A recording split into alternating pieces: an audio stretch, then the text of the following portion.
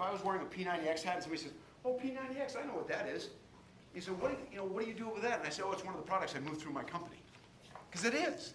Right? It's one of the products I moved through my company that I own. And so what this helps you do is take ownership of your business. You don't work for Beachbody.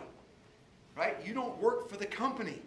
Right? You move their products through the company that you're building as a marketing expert in fitness. That's who you are. And I think this very transition in your mind can help you bring people in this business. Because you're not bringing them in just to be a Beachbody coach. You're bringing them in to own their own business. Right? So if you look at your business and evaluate your business, what does your business look like?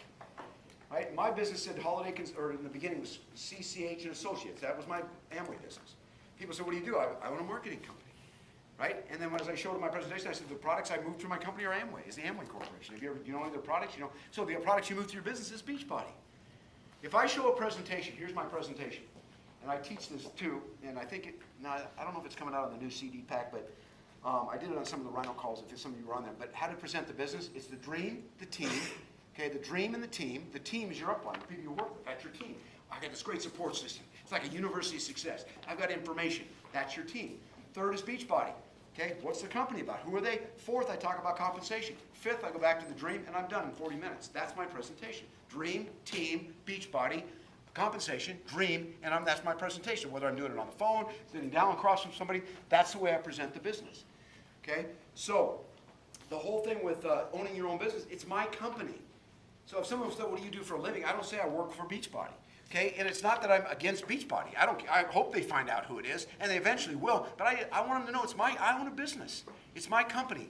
You know, you get a 1099. You're not an employee.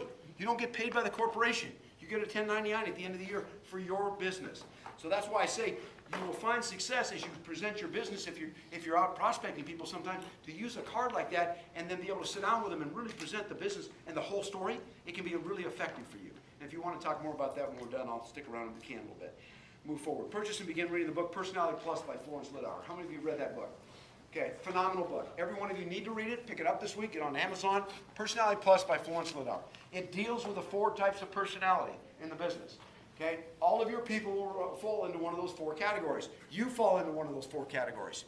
Once you know that about yourself, you're going to know what your weaknesses are. How can I improve my strength, my weaknesses, if I don't know what they are? This book will make it really glaring for you. Okay, there's 4 types. There's an analytical or a melancholic. I can describe them real quickly. That person is the one. Have you ever been to somebody's house and they have a ball hanging in their garage? So when the car hits the windshield, the ball hits the windshield, they know when to stop? Analytical. You know for sure. They're usually accountants. They're usually doctors. These are all analytical type people. Okay, great strengths, a lot of weaknesses too. They want too much information. Some of you have them in your downline. They drive you crazy. The greatest thing you could ever say to an analytical is take out a piece of paper and a pencil. They just pass out. They're so excited. Seriously. And if you're like me, I'm kind of a choleric sanguine. If you're like me, as I'm telling them to pull out a paper and pencil, I don't even know what I'm going to tell them yet. I'm trying to think of what it's going to be, right? I'm trying to create this. And then I tell them, thank you. And they write it down. Right? They love lists of things. Okay? Then there's the sanguine personality. Sanguines are, you can tell how they dress. They're the life of the party. They can tell a story for hours unencumbered by no facts. Right? Seriously. Yeah, they're just, they're the most wonderful people. The people love them. They're fun. Okay, you can always, if they're women, they carry huge purses, gigantic purses, because they have stuff in it you don't even want to know what's in this thing. Okay, right? And those, but what's their problem? They get depressed a lot. If they're not having fun, they're not happy. Okay, and you know what they're really bad at? Finishing. They're the ones that say, "Oh, we need a volunteer." You know why they do it? Because people notice them when they raise their hand. So people are going, but they don't finish well. So they're disorganized.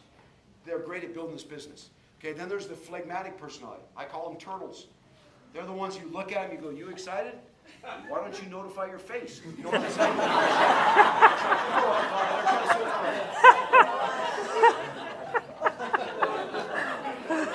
That's the end of the meeting. They come up to you and go, "Man, that was powerful. Dude, I thought you were asleep with your eyes open. What are you talking about?" Okay? But you know what I love about them? They're loyal. They're finishers. They're like the tortoise and the hare. They're not going to sprint, but they're going to finish. But they don't like change. So all of a sudden you say, "You're going to build a business and talk to people," and they go, "Is there any other way?" Right, so that's another type. The other one's a choleric personality. That's the driver personality. That's the one who becomes more of they boss you around more than they do kind of give you instruction. right? And they never think they're wrong. And unfortunately, they very rarely are. That's a real sick thing about it. Okay? But they make great leaders, but they don't listen. All they do is talk. So as you learn this about your people, and one of the first things I do when if I start a new coach, and I've done it with all my mentor people, all the people in my Rhino calls, is they take this test first thing. Because I want them to be aware of their weaknesses. Because your all-time goal is to have all the strengths of all of them and the weaknesses of none of them. That's our goal eventually. Okay? But you're going to fit into one of those categories. If I know Jim is a phlegmatic personality, I can't get in his face. I can't say, Jim, get your butt up and get out there and get it done. What's wrong with you, dude? Because he's gonna melt. I got to say, listen, bro, you know how much I believe in you? What do you need from me right now to help you grow? And for a phlegmatic to go, oh man, let me give you a hug. It meant a lot to me what you just said. Okay, that's great. We won together, right? But if I say that, what do you need from me? A choleric's going, what are you talking about? Don't hug me, sucker. Just stay away from me. Tell me what I need to do, right? So I got to know that about my people. So it's really important as a coach that you know the people you coach. Robert Hudgens is an absolute choleric personality. I was on the phone with him